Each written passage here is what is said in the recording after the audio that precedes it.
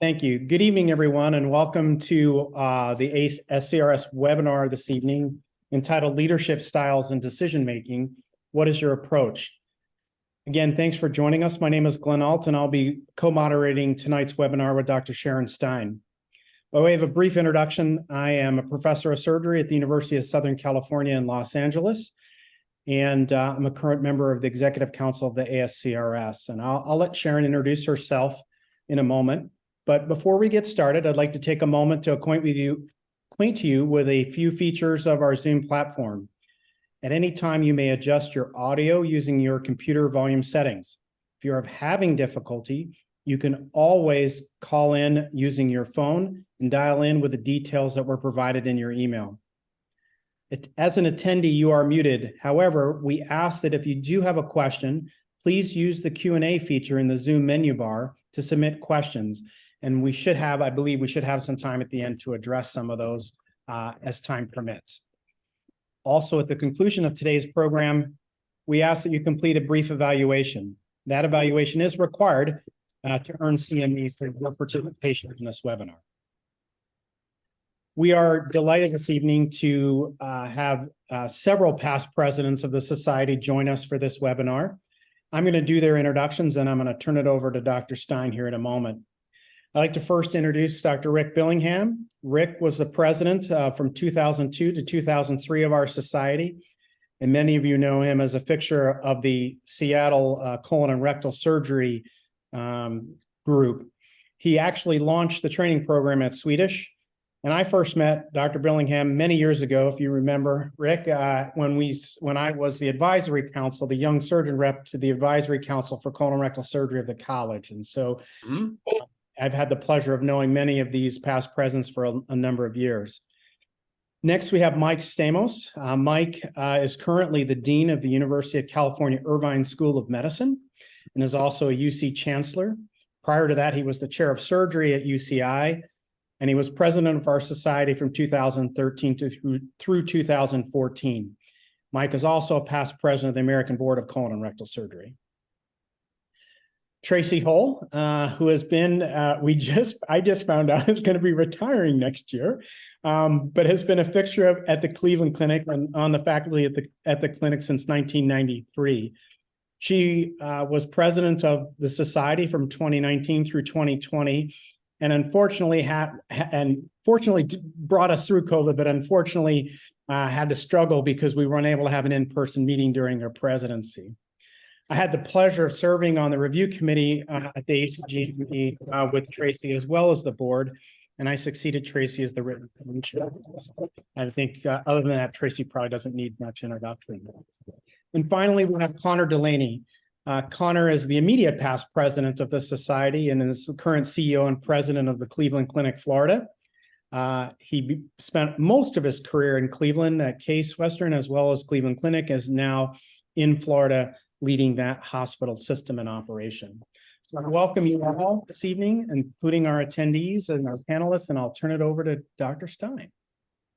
Well, thanks. We're really excited for this panel and want to thank you all for coming, and our wonderful panelists who better to learn about leadership from than leaders from our society. Just as by way of introduction, I'm a professor of surgery at Case Western Reserve University, and I have the pleasure of being the chair of the task force for the Surgical Leadership Institute. So what I'm going to do is just kind of get us started telling you a little bit about what we're going to do tonight and a little bit about the Surgical Leadership Institute. So let me just share screen real short, and then we'll get everyone's faces back up here. So if someone can just confirm that they can see that slide. Perfect. Thank you so much. So just to let everybody know, since this is a CME program, none of us have any relevant financial disclosures for tonight. What we're going to do tonight is a little bit of an introduction to what we'll be doing at the Surgical Leadership Institute. We're using a program called the PACE Palette, which is a pretty basic personality testing. And we've already put all of our fabulous past presidents through this personality testing. And the reason we decided to use it is it's very simple. You may have taken personality tests before, like the DISC or Myers-Briggs and things like that, and they give you a lot of information about yourself. But what we're going to use this for tonight and at the Leadership Institute is also figuring out about other people's personality styles. And I'm going to give you a really, really quick little introduction to what they are. And then I think as we ask these folks questions about how they would manage different leadership scenarios, we're going to see different parts of their personality. Now, I will say everybody's personality is complex. We're not just one color. We're a little rainbow all into ourselves. And so none of our presidents are singularly one color. And we've asked them to kind of lean into different aspects of their personality so we can see a little bit of how this works. And I'm just going to give you, as I said, a very, very brief introduction. In this program, there are just 4 different personality styles. There's blue, red, green, and yellow. And each of them represent one of the 4 major groups of personalities. So blue tend to be harmony people. They're very much about the who's. Reds are kind of the adventurers, the visionary type of people. Greens are facts and figures type of people, people who need data. And yellows are people who are all about rules and process. So just to give you a couple examples of people who might be reds and that we might know in society over here, and they generally enjoy tasks which include big challenges and competitions. They want to win things. They tend to naturally look for leadership roles. They're really good at thinking outside the box. They're not concerned about the fact that we're going to surprise them with different leadership questions tonight.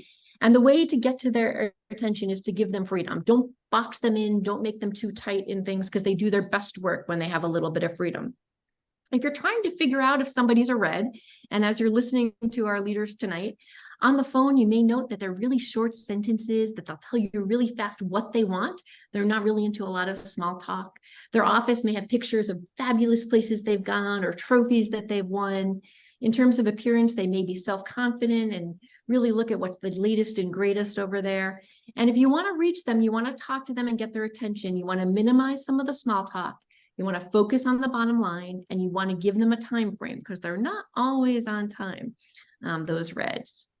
Our next group is the yellows.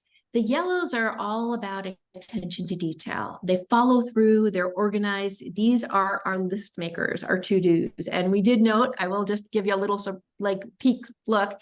A lot of our presidents have a lot of yellow in them. You look for positions that acknowledge honesty and loyalty. They're really good at policies and procedures and not really good at bending the rules in general. And they want structure and stability when you think about our yellows. On the phone, you may want to slow things down just a little bit.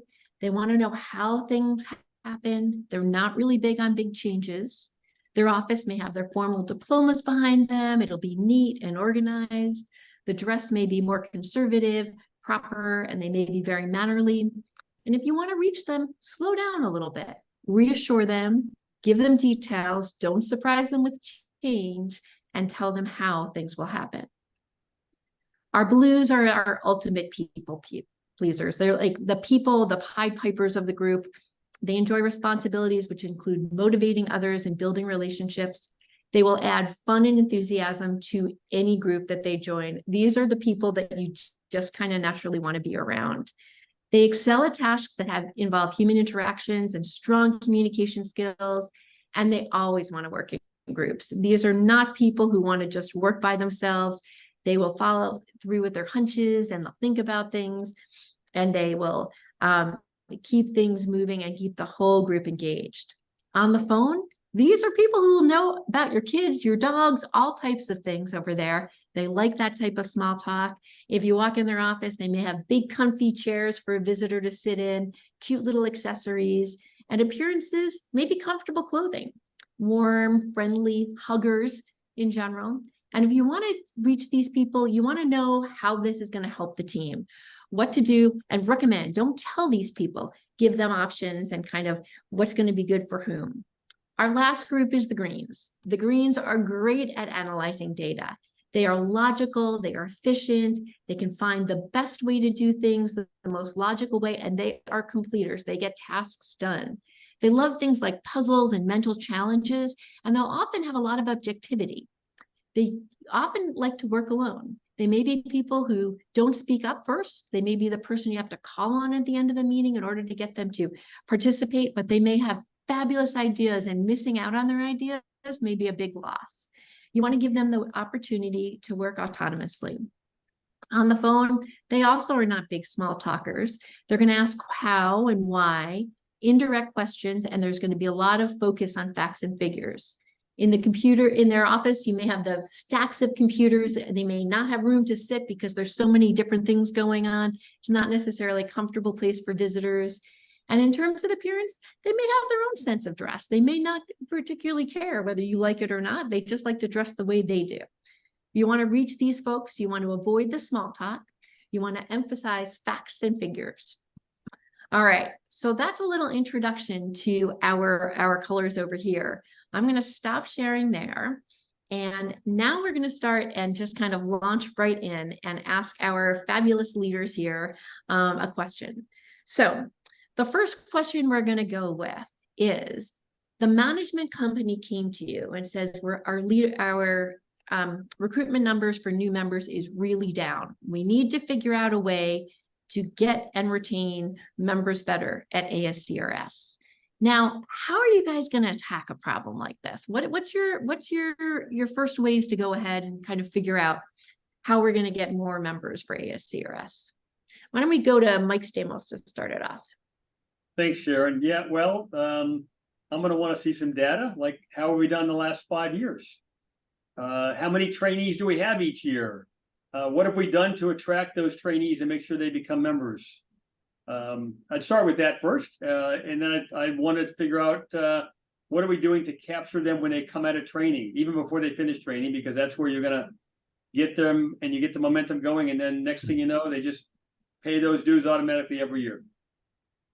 Glenn, what are you hearing there? Again, I'm hearing somebody that likes the data, right? That wants to analyze and is paying attention to, maybe one aspect of it, but there's more here, I think. All right. What about Dr. We Billingham? need some different color in here, Well, I Dr. agree Billingham, would you that feel the same way? the data would be the same thing, but I think we'd need a fair amount more data than we've heard. One, why are we in this situation? And number two, are we okay in this situation, or what reasons would we have to change? Is it revenue? Is it contacts with industry? Is it that hospitals are not recognizing the status of fellow versus member, or a member at all, and go from there before starting to make any plans.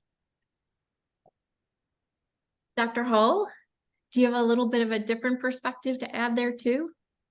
So I would look at it, okay, so we want to be the choice for colorectal societies. And so why are we not having these members?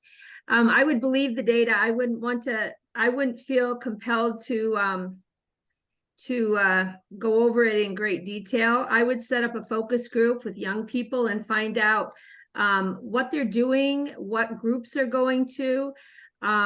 We already know that we have some issues like this in ASCRS. What are our threats? Where are these people putting their money for their dues? And find out why we aren't attracting them.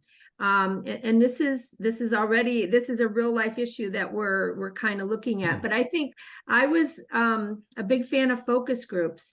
And I think you get a lot of information from just surveying folks and finding out what their attitudes are. You guys hear that blue coming out? Yeah. What Tracy talked, right? Mm-hmm. These guys were, I don't know which direction they are on your Zoom box, but we heard a lot of green over there, a lot about facts and figures. And then Tracy kind of went into, let's sit down and talk to people, right? Like, I could hear her blue coming out for sure. And Tracy, how would you find a focus group? Would it be just current members? Would we be able to survey others who were not members and ask them why they are not members? I don't know how to find such a group, but that's the focus group. Finding them is not as hard as you think. And I hate to say it, but I've been involved in a lot of focus groups. Some of them thrust on me. And so you start out, we have so many committees and so many committee chairs, And I would start by going to each of the committee chairs and saying, I'm interested in your early career partners and talking to them and interested in signing them up for a focus group. That's where I would start. And then the second place I would go, I would go to our program directors and say, can I have the, sometimes this is a little hard to get, but the list of the people that that finished the programs 2 and 3 years ago. Sometimes you can get those people from people that have applied to the board, because since we're one colorectal, we try to talk to each other. So you actively invite those people to you know, send them a note, a personalized note from you or the president. And then you tell them, you know, we're interested in getting your opinions about ASCRS and things we're doing well for early career people and things we're not, because most of these are going to be early career people, 5 years or less. And that's where you find them. I Okay, hear good. a lot of blue. Right? I love it. But there's some organization there too, right? We heard a little Yes. yellow in there as well. Dr. Billingham, were you going to add another comment? No, not yet. Dr. Delaney, do you have a different perspective on this? Not different, Sharon. I think it's been covered pretty well. I mean, you've got to base it on information and who's joining, who's not, who are the, you know, candidate members who stayed as candidates or members and didn't switch over to being fellows, and then you've got to build a series of tactics and how you're going to change it. And I think Tracy outlined it nicely. It's always about getting a group together and trying to get multiple people in a group together. You end up coming out with more ideas than if you do it alone. And then the final thing, and I think Rick really alluded to this, is what are the offerings that you're offering? And you want to have the best offerings. And we've done that, I think, as a society through the annual meeting, particularly, which is very good, through our educational alternatives, which are really good as well. But then particularly if you think of something like ASCRSU, that's developing a program that nobody else has, right? It's unique.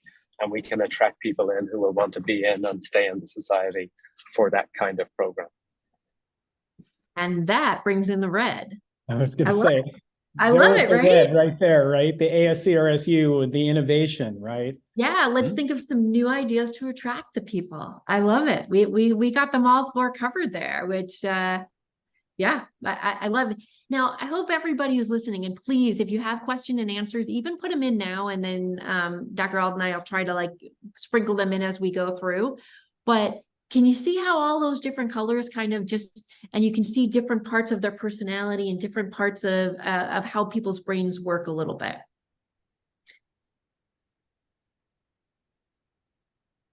You want to go on to the next one, Sharon, the next Yeah. challenge? Let's give Okay. them another one. Let's see how it goes. Sure. So our next question or our next challenge for our panelists is how you would deal with this. Let's just say the society, and luckily, you know, the society is financially sound, but let's just say that we did have some financial challenges and there was a budgetary shortfall. Let's not talk about the meeting so much, but let's just say about in operations. How would you approach that? And maybe even address what would it, you know, how would you deal with that in the sense of maybe it involves personnel and other issues? So Connor, we're gonna, since we'll let you go last time, we're gonna start with you on this one. That's great, actually, because I'm going to have to get out and check into the hotel in about 5 minutes. And again, to everyone who's on, I apologize. My flight got delayed. I thought I would be well ensconced in a room by now. So sorry about the bumping video and the patchy signal. So, you know, it's funny you say that, Glenn. I think that's part of real life every year. And I don't just mean in healthcare, even with the society, right? Even the years that are good. So just to give everyone perspective, and the past presidents know this well, the society is kind of three things. It's the membership meeting. It's the journal, which we have, our so excellent journal that we're also passionate about, but that gives the society a lot of revenue. And then we have treasury funds, which we can use to invest in research, and we use to defray costs of the meeting, etc. And that's pretty much market dependent. And we've all seen this year's been a good year, but the year before wasn't great. And, you know, it's very variable. It's up and down. So no matter how good the good times are, you really have to manage operations. And so this happened last year with the meeting. And our meeting, the expense of that meeting varies very significantly depending on where we go and what city we're in. So New York, or actually Seattle, was pretty expensive versus, you know, places like Nashville or New Orleans that might be less expensive. And that changes the whole cost profile of what we want to offer our members, and the excitement and interest and venue, which is a really important part of the meeting because people can get together. So we ended up having to take several $100,000 of cost out of the meeting last year. And so what it takes is very similar to the last conversation, really. You know, you base it on data, you take a deep dive into the finances. That means going through line by line, you know, what's on the welcome reception, what's on the floor, what's on the people, what's on the AV.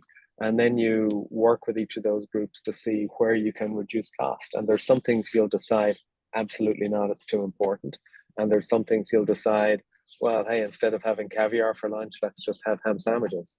And you can change it. And there's some things you'll decide, you know what, we don't need that, because our job leading the society is to protect the funds of the society for the future years and future generations. So I actually think it's real every year, even in the good years. We can't just blow the cash or the margin from a good meeting in a cheap city where we had lots of people arrive. And so we ended up doing really well with the finances of the meeting last year. But again, that's something we keep and we invest in the society for future years. Tracy, any thoughts on that? Different than Connor? And again, maybe, I know the meeting's a big part of our operational budget every year, but maybe other areas of operations that we struggle with. So the way I look at these things is a lot what Connor said. The first thing is line item by line item, going through that. And, you know, I'm just thinking about the entire finances of ASCRS, for instance. And when there was one year, thank goodness it wasn't when I was president, but there was one year where our finances significantly went down, and they did go down when I was president, actually, because of COVID. And we, you know, the way that we approached it and the way I wanted to approach it was we went through everything line item by line item. And we went, you know, the way we look at it is what's mandatory, what's not mandatory, and what's a maybe. And then the things that that are frivolous isn't the right word, but not mandatory, those things, you know, you can defray and cut out. And then you have to go to the maybes. The mandatory ones are easy, but the maybes are where you struggle. And I think then you need to have communication. And one thing that I think is really important is you get everybody's ideas, everybody, because a lot of people have a lot of good ideas of how, especially the people that are on the front lines. And I think this is really true, like in our hospitals, because we tend to sometimes have the people that aren't on the front lines telling us what to do instead of listening to the people that really know where we can be more efficient in our business. So you communicate those things and you bring everybody together, and then you have to make the hard decisions about what you're going to cut. Sometimes those are personnel. A lot of times, though, you can communicate and hopefully not cut personnel. But I think getting everybody's thoughts, and then when you're the one in charge, you've got to make those hard decisions. Okay, the nots are going to have to, you know, go, and the maybes, you know, each item to go through that. So that's how I would approach it. I just want to kind of point out, I mean, Tracy really puts together a really beautiful structure of how things are going to be. And then she brings her blue, that's kind of her yellow. And then she kind of brings her blue into each of those different places to make sure she has, like, for her, that's the data, right? Is the data is finding out from people what's going on. It's not as much about facts and figures, which I think we're going to hear about from the other side of the room here. But I just really want to point that out. Like, you can see the structure of how her kind of brain works a little bit there in a really nice way. Kind of that, this is the format. And you saw that a little bit with Connor as well, right? Like the format of how we're going to break things up. These are our different compartments. Let's make a list, all of that. Mike, obviously not only the society, but I'm sure you deal with this kind of like on a very routine basis as a dean of the a major medical school. Any thoughts you'd like to? I mean, I would look at it a little bit differently, right? I would want to see lots of data over several years, not 1 year. Because, one of the problems with our society is we have a new president every year, right? And everybody has a different approach. So you want some stability across years. So I would look at data. It's all about revenue versus expenses, right? And is there a trend here? Is this increased cost because of inflation? Is it increased cost because of personnel? And is this a one-time blip? So if it's a one-time blip, it's a very different treatment than if it's a trend that's not going to be reversed, right? And so if your expenses continue to outstrip your revenue, that's a long-term problem. That's very different how you manage that. And if you're a red, you're going to be like, you're fired, right? But no, kidding. But that's very different than if it's a one-time blip because you happen to be in an expensive city that year, right? And we have reserves. And so if you knew it was only a one-time blip, you might actually choose to make very different decisions and say, yes, we realize this year we're going to be a little in the red, but it's okay because the next 2 years we're in Nashville and New Orleans, and we'll be able to recover from that, and the market's doing well, et cetera. Or the market's doing badly, and even though we're going to an inexpensive city this year, we have to cut some expenses, right? So I think you have to look at it from more of a 30,000 foot view and know what's happening over many years, not over, if you would, 6 or 12 months. So a lot of yellow and green there still, Sharon, right?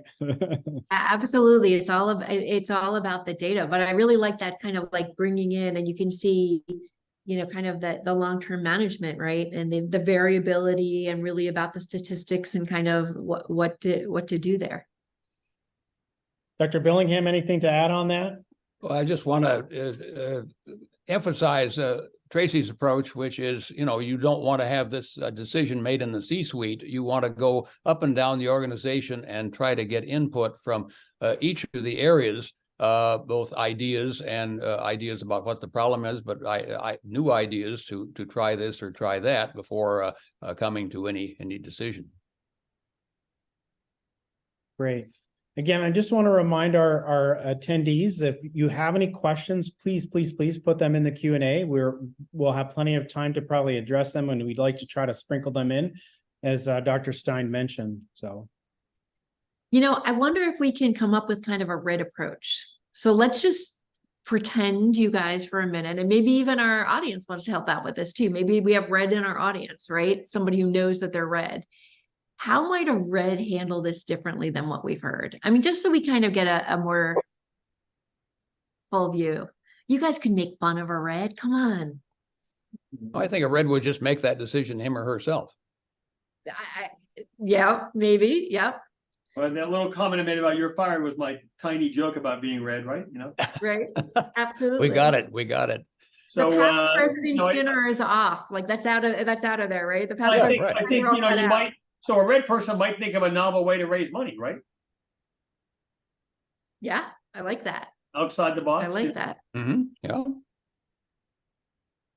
We tried to do a dunk tank for Tom Reed his year. There you go. To raise money. Did it work? He refused to do it. He talks a big game, but he refused to do it. All right. That was awesome. Thank you guys for playing red a little bit. Any red to add in that? Dr. Hull? No? No, I think that, a red person, the people that I think are red that I'm thinking of would be very impulsive. I'm not sure they would be as systematic as I would be. I think they would say, okay, my best friend told me that the dunk tank is a bad idea, so we're not doing that for sure. Mm-hmm. They would probably maybe come up with some novel way to make money and think outside the box, but I would envision them to be very impulsive and not be as methodical as what everybody has kind of talked about here. And Sharon, based on the scores you shared with us with PACE with all the former presidents, there isn't a red in the group. So our society is not really supporting red people. Colorectal surgeons, leaders are not really red people. You're right. We thought Billingham was, and then we discovered that they were scoring. Yeah. You You do just the filled it scoring out wrong. backwards. Yeah, yeah. I couldn't All right. stand being a red. Sharon, maybe you All can comment on that for a minute, right? Because I Yeah. think when we look at, when we surveyed folks and before we set the panelists for this group, we did recognize there wasn't a lot of red. Are you surprised by that, that there, we had a lot of, greens and yellows or was Yeah, that so not- I've done this a lot, this testing a lot and everything. And if you think about a personality, like very stereotypical personalities, if you think about a surgeon personality, it can be kind of red, right? And you might imagine that a surgeon's, not afraid to make a decision, not afraid to take charge, not afraid to move forward, all of those types of things. But there's actually been some data, and we'll show a little bit this at the Surgical Leadership Institute, not a huge amount, but that actually shows that even in surgeons, red is a relative minority. So people who are really red are a little bit more, just less common in the population, I think. And I do think that there's a certain amount of that, even though surgeons maybe make decisions and are decisive, I think all of our past presidents, these and other ones that we surveyed as well, had a lot of yellow in them, because you need to be organized, you need to be detail oriented, and you need to have a framework from which to work. And so even those of us who are maybe more impetuous, still have a lot of yellow to kind of hold us back, if that makes sense. It does. Thank you for that. Yeah, absolutely. All right. So we're going to give you a different one, kind of building on the annual meeting theme. How do we choose where to have our next meeting? The management company comes to you and they ask you, all right, where should we go for whatever the next year we have to do the meeting? Dr. Billingham, why don't we start off with you this time? Okay, this happens more often than not, that the president is asked, and the things that go into this are, trying to get some geographic diversity. If you have a meeting in the East and then you have a meeting in the West, and then you want to have a meeting in the middle of the country, so as to attract different groups who are willing to travel and go to their own city. Another good consideration, of course, is, what are the facilities? What is the cost of the facilities? And in our case, what do the exhibitors think? We've tried to have meetings in Canada, for example, and there was a time when the exhibitors said, well, we can't get into Canada. And so we didn't until they finally changed the laws and made it possible for us to do it. But it's still a little awkward compared to some of generally all of the US sites. Dr. Hall, what would you add to that green, yellow? So I agree. We have to have diversity of geography, and I think we always strive to that. I think we have to look at the facility size. That's the second thing. And I am big on the cost. I would love to go to New York City, but I don't know if we'd ever have a meeting again in New York City because the cost is so prohibitive to be able to have a nice meeting for our members. So those are the first things. And then I like to look at things that are a little bit different. So for instance, I rallied for the meeting in Tampa 10 years ago for 2 or 3 years because I had visited and I saw they were building these great convention facilities. And I said, this would be a great place to have a meeting. There's a lot of things to do. It's really because you have to look for things to do because you want, people to bring their families usually. So you have to think of that aspect, or their significant others or their friends.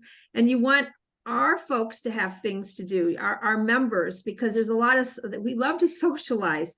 So you have to look at those amenities. And, I have to say that at that time, our management company was very much against having the meeting in Tampa. And I had to be really very persistent and, really keep pushing the idea to, because I thought Tampa was a good idea. So I think that, getting ideas of places to go. And the other thing is places we haven't been. I always like to look at that.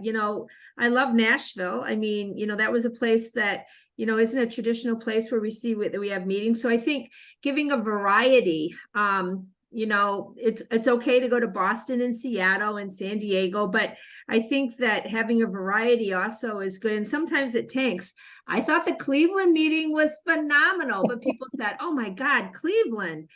I think that they didn't appreciate how inexpensive it was, how many perks we got.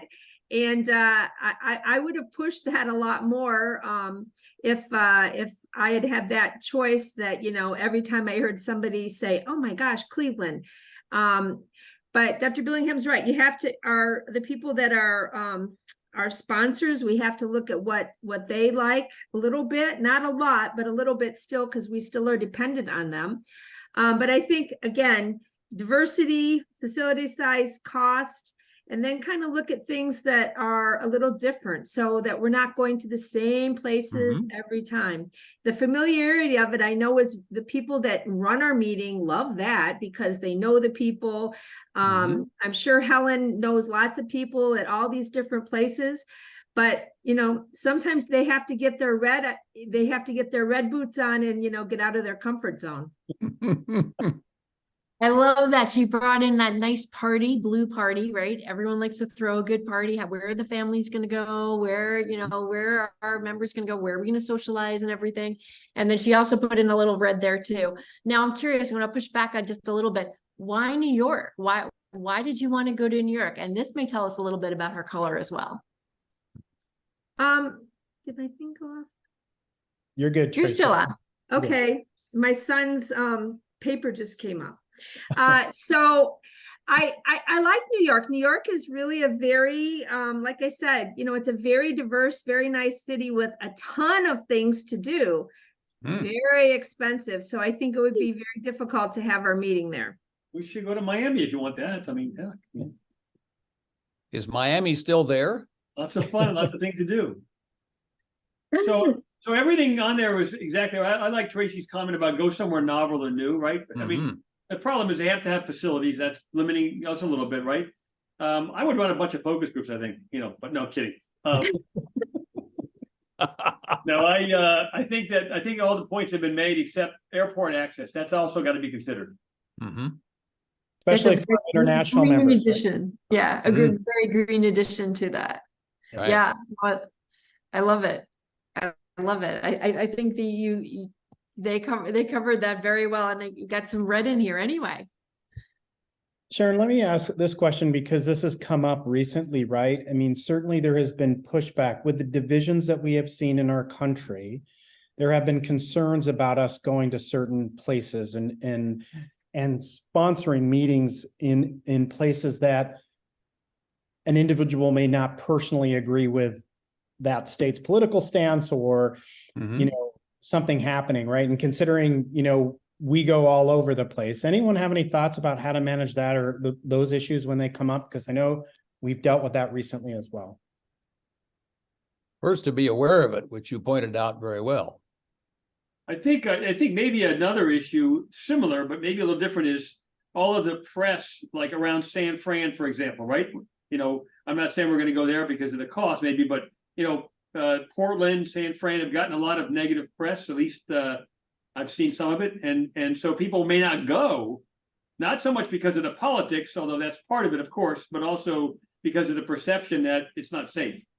And certainly, we saw some of that in Seattle. I hate to say it, but we did, right? And I heard a lot of comments about that in Seattle. So I think those are things we have to consider in the future for sure. Is the city going to be perceived as safe by the attendees, or are they going to be turned off after they get there because of, Right. No, I think that's a huge point. Any other thoughts about that?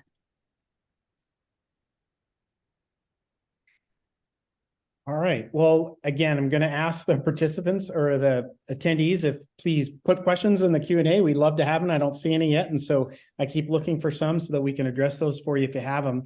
We have another scenario for you. And while I may couch this in light of a member of the executive council of ASCRS, we deal with this kind of issue every day in the roles that we have, whether it's in the operating room or, in our divisions or departments. Our schools, whatever it may be, or our practices and our hospitals.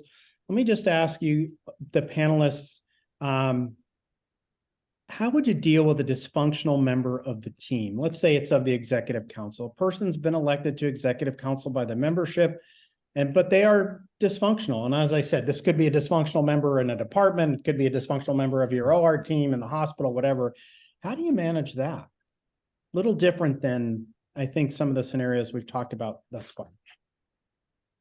Mike, why don't we start with you? Never seen that problem. I mean, it's every situation is a little bit different, of course, right? But you have to understand what the dysfunction is and why are they expressing that dysfunction. Typically you want to expect to have some knowledge of someone's dysfunction before they get to that level of being certainly executive council. And the first thing I would do is confront them, right? So I think I'm a big advocate for what I call constructive confrontation. I think it's so critical, and it's actually lacking in a lot of leaders in my experience, right? People think that problems will go away if you just ignore them or marginalize that person or whatever. But if you don't confront them in a constructive way, right? And so that's the key, is how people use that term confrontation. It's not confrontation, it's confronting them in a constructive way and really giving them a chance to voice what the issues are that are bothering them. You may not make progress, but there's a good chance you'll make some progress, and letting them know how their behavior is being perceived by others. And you don't do it in public. That's the worst thing you can do, right? So it's got to be done in private with that person and really understand what's driving them, why they're doing this. And I'd start with that. And Mike, would you start with that as a one-to-one conversation, or would you have two or three I might have two others people. who I might have no are more than one other, and only if I was worried about the person misquoting me, right? That's the only time I do that. So it all depends. If I had a relationship already, I'd probably just do a one-on-one, less threatening. But if I was any concern that they're going to misconstrue what I say or misquote me, then I'd have somebody else in the room with me to make sure that didn't happen. Dr. Billingham, anything else to add to that besides the question you asked? Well, I think that the thing is, after that conversation, the question is, well, then what? Do you set new parameters and say, we don't want to see this, we'd like to see more of this, and so forth, and with a timeline and a deadline, and they say, we want to see this by 3 months from now, or something like that. So depending on the specific situation, those things, there's got to be some outcome besides just a conversation between two people or three people to say, okay, we've identified this as an issue. What are we going to do about it? And how are we going to do this? And how are we going to track it? So some form of corrective action. Yeah. Tracy, Dr. Hull?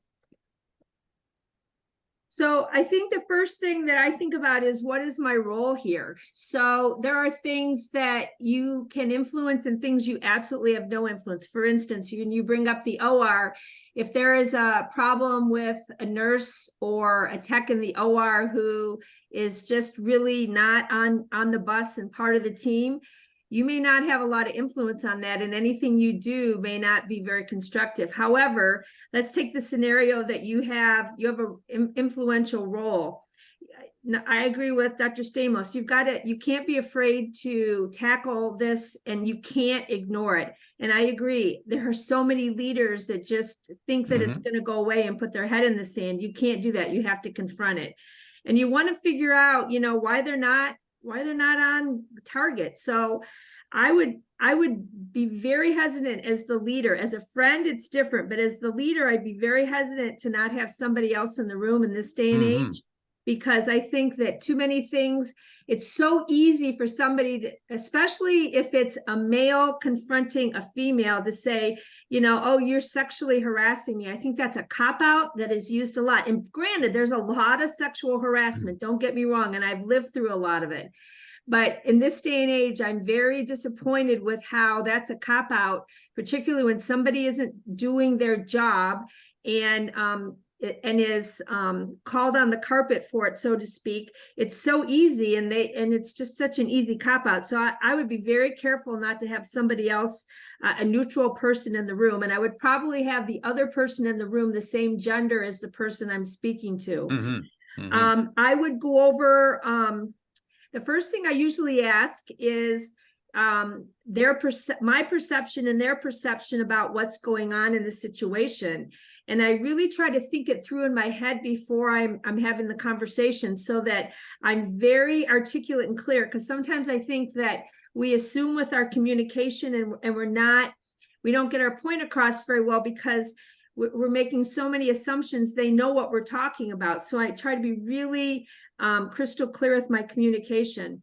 And, I talk about my goals and their goals. And a lot of times I find that there's a problem in their personal life that leads to, now some of them are just not engaged and, not on the same page. But if you have somebody that's been doing, an okay job and suddenly it changes, almost always there's something going on in their personal life, and trying to, work through that with them so that they can continue in their job, I think is important. I think that you have to give them milestones or goals. And I like the timetable aspect of it. And then you have to and then you're going to revisit it. So you say, let's say they've been doing stuff in the OR. One of your direct reports is not courteous to anesthesia in the OR, something like that. Then you're going to say, okay, so we're going to monitor this. And, I'm hearing this from anesthesia, and we're going to meet again in a month. And I don't expect to hear anything that you're still having this problem. You can't act like this, those types of things. That's how I look at it.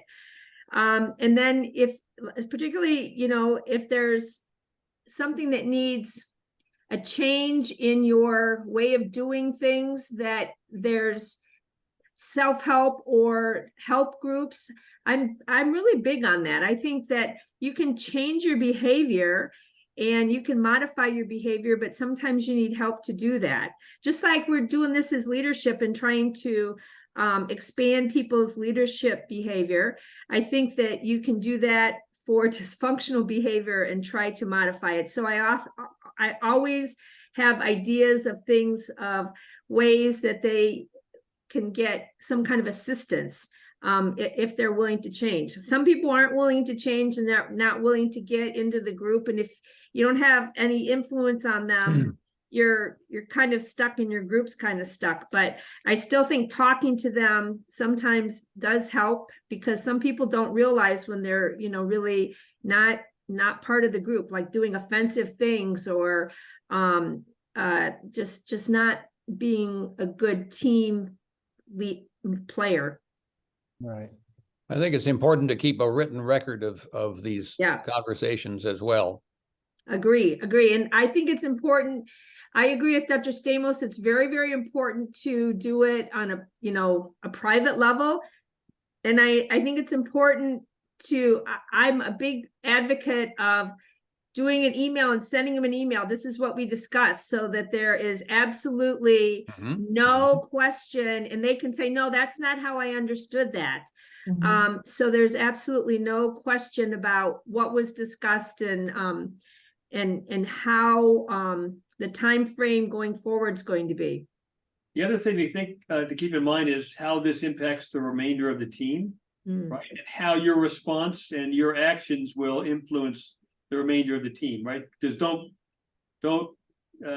kid yourself. They're watching and looking also to see how you handle it, what happens to this person, et cetera. So I think that's also important. I think, to me, it's about an escalation, right? I would start out with a simple meeting, hoping that education and understanding of what they're doing and how to proceed would make a change, right? If not, then I'd go to Rick's step, which is, okay, what's going to be the action item? And then, so it's really, to me, it's a matter of escalation. You start out respectful, professional, expecting them to behave professionally in the response. And if they don't, when they don't, which is not uncommon, then you have to escalate it.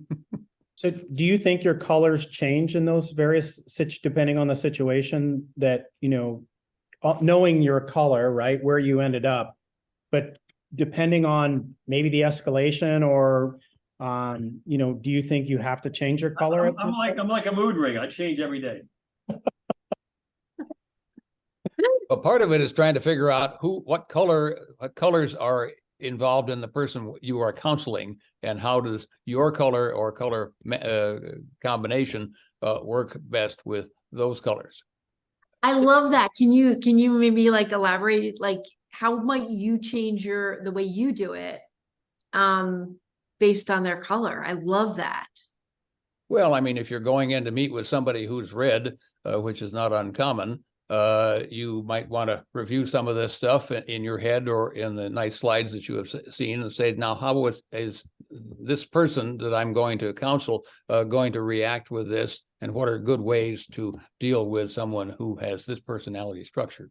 And I think we do that unconsciously. Dr. Stein, don't you think that that's like a promo for the Surgical Leadership Institute, don't you think? 'Cause Oh my that's God. kind of- But Rick, is it unconsciously or subconsciously? I'm not sure. Well, it depends on whether you're awake or not. There you go. I think that's really true. Do you, I want to like, I think that is like exactly what we want people to be able to think about.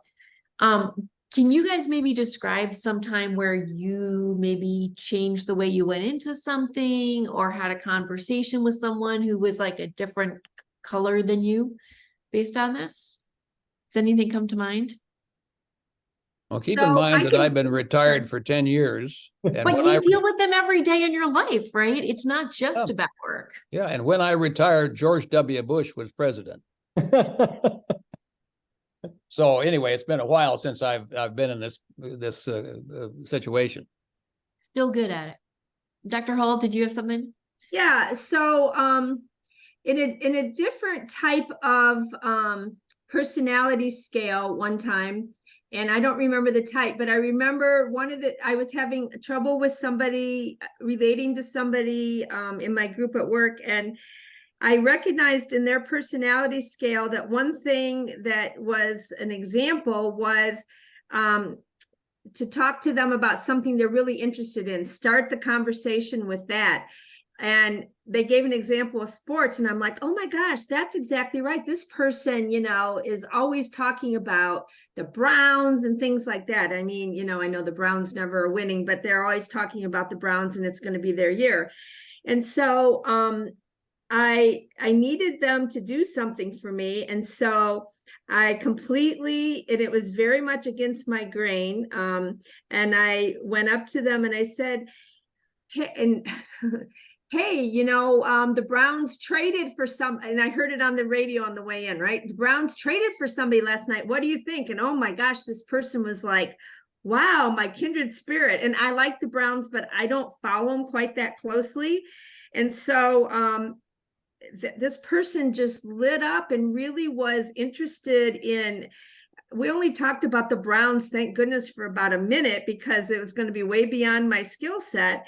But then after that, I said, I need you to do this. What do you think? And this person was like, yeah. And I know they wouldn't have done it if I hadn't, if I hadn't brought up that the Browns traded. I knew the name of the player and how much and what they traded for, which draft pick and everything. Like I really knew what I was talking about, right?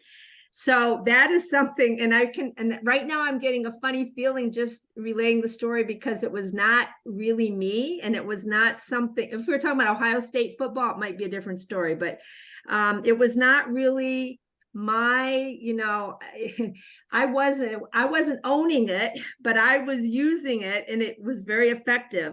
But I felt a little disingenuous because it wasn't really me, but it worked really well, I have to say. I like it. It's a great tool, right?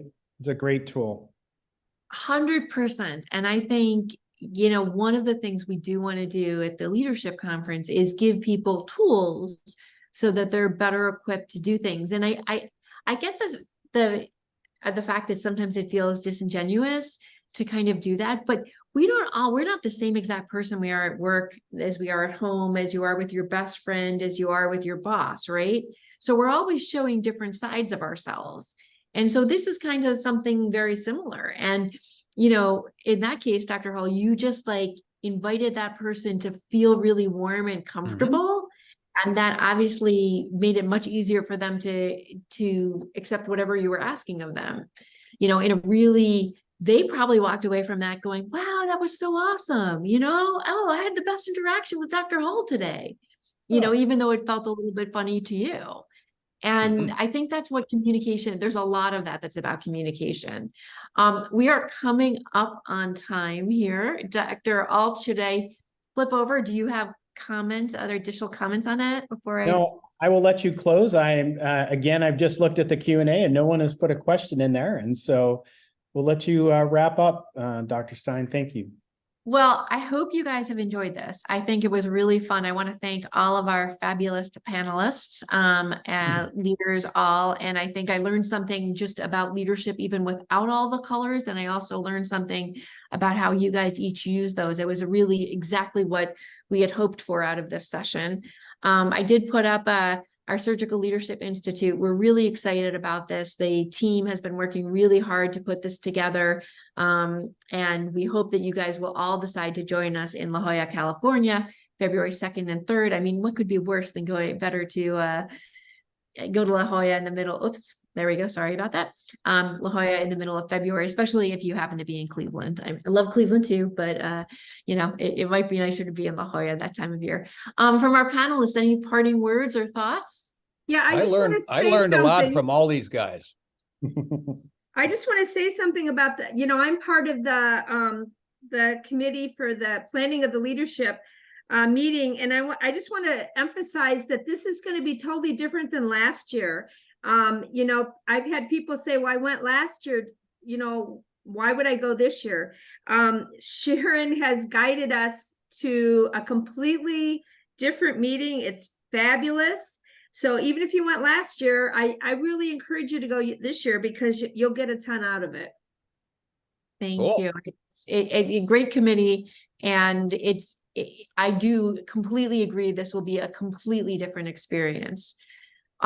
With that, Dr. Alt, Dr. Billingham, Dr. Hull, Dr. Stamos, and Dr. Delaney, wherever you are in New York, thank you all for joining us, and thanks to everybody who, all of our guests who enjoyed as well. Oh, Dr. O'Connor, did you have a question?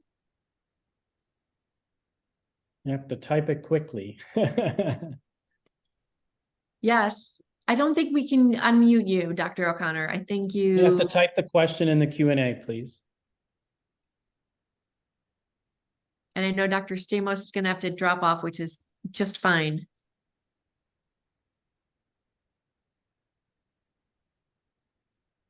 Dr. O'Connor, if you could type your question in the Q&A, we can answer it.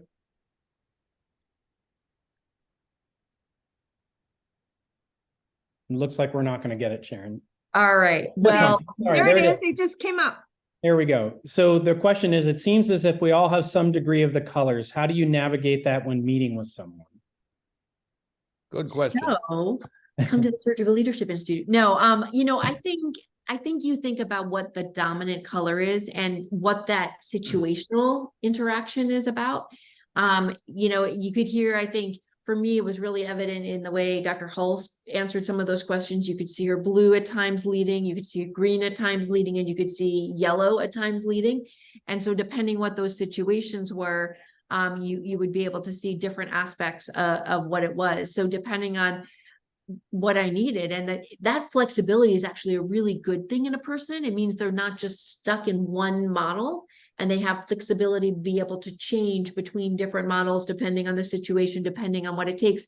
If you think about it in the operating room, you have a different style if you're in a completely mellow space and you're taking a intern through a appendectomy that you're doing for some reason versus sacral, you know, presacral bleeding in the pelvis, right? Your personality style is going to be different there. It's also different in these spaces as well. Mm-hmm. Good point. Well, thank you all so much for